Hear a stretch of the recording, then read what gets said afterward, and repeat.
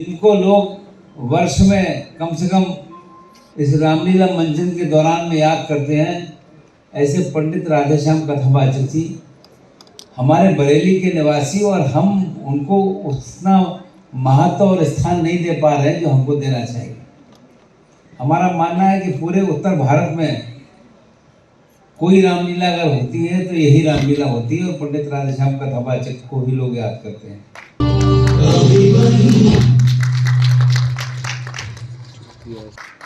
ये वास्तव में हम सब लोगों के लिए बहुत गर्व की बात है। आज मुझे बहुत अच्छा लगा, उनके परिवार से जुड़ी हुई बहन शारदा भार्गव जी यहाँ अपने बीच में उपस्थित हैं। चलने फिरने में कुछ दिक्कत है, इसलिए उन्हें समस्या आ रही है, पर वास्तव में मैं आभार व्यक्त करना चाहूँगा कि जिस प्रकार से पूरे देश में अपनी पहचान जो बनाई है वो पहचान द्वितीय है और उसे शब्दों में व्यक्त नहीं किया जा सकता है। जिस प्रकार से घर घर में लोग रामलीला जो याद करते हैं वो पंडित राधेश्याम कथावाचक के रूप वाली रामलीला याद करते हैं। हम सब इस बात को समझते और जानते भी हैं, और वास्तव में बरेली वासियों को इसका गर्व होना चाहिए कि हमारे बरेली में जो ऐसी धरोहर हैं जिन्होंने देश में पहचान बनाने का काम किया है, उसमें अग्रणी भूमिका पंडित राधेश्याम कथावाचक की, ऐसा हम महसूस कर सकते हैं और समझते भी और जानते भी हैं। तो कोई अधिक बोलने की आवश्यकता नहीं है।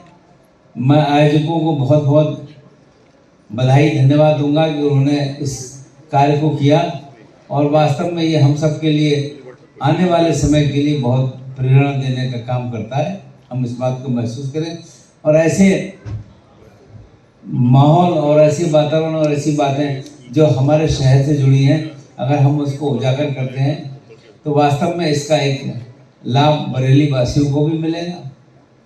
और मैं कोई सरकार की किसी आलोचना के विषय में नहीं हूँ, पर ये बात सही है कि आज़ादी के बाद हमारे देश का इतिहास जिस रूप में बताया जाना चाहिए था उसमें कहीं कमी रही, और इसलिए हम केवल एक ही अंश को देखते रहे कि मुगलों ने देश में क्या किया। हम उसके ऊपर कोई टिप्पणी करना नहीं चाहते, पर हमारा मानना है कि हमारी अपनी धरोहर ऐसी है जिसको कभी भी हम कम नहीं आंक सकते, और उसके एक रत्न के रूप में पंडित राधेश्याम कथावाचक हैं। हम इस बात को समझते और जानते हैं, तो मैं आप सबका आभारी हूँ। उनके फिल्मी सफर पर कहीं कोई पुस्तक नहीं आई, उस पर मैंने संकल्प लिया।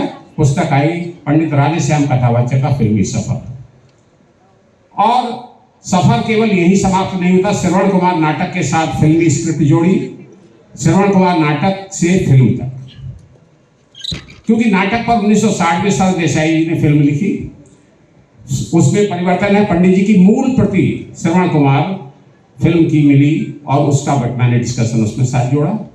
इसी प्रकार से परिवर्तन नाटक का पूरा ब्यौरा विद्वानों और अपने मीमांसा के आधार पर उसको प्रस्तुत किया। अभी एक जो पुस्तक आई है वंश मोर वीर अभिमन्यु, वंश मोर वीर अभिमन्यु पर सामग्री बिखरी हुई थी पत्र पत्रिका में, और जो कुछ उपलब्ध होती है आधी अधूरी उपलब्ध होती थी, लेकिन जितना भी संकल्प लेकर के आलेख लोगों से लिखवाए भी, मैंने भी उसमें लिखा और लोगों के लिखे हुए को एक जगह लिपिबद्ध किया, वंश मोर वीर अभिमन्यु। मैं पंडित राधेश्याम कथावाचक जी की पौत्री हूँ, और ये जो प्रोग्राम है ये पिछले 7-8 वर्ष से उनकी जो जन्म तिथि है 25 नवंबर, उसको मनाया जाता है। ये ऑडिटोरियम नया बना है और इसमें पंडित जी का जो जन्मदिन मनाया जा रहा है ये पहली बार मनाया जा रहा है।